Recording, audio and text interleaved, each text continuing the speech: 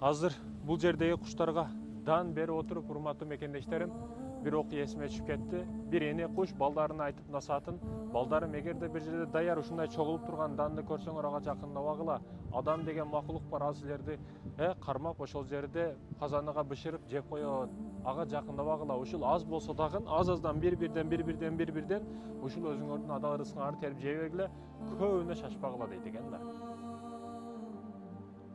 Бирок бир куш ушинтип учуп рызкысын издеп баласы. Издеп жүрүп 5 таппастан бир жерде чогулуп турган данды көрүп, эми апам айтканда жашы өтүп калган башка деп ар кандай мисалдарды өзүнө шылтоо кылып көрсөтүп, барып баягы дандан жейин деп атса, тоор жабылып калат экен.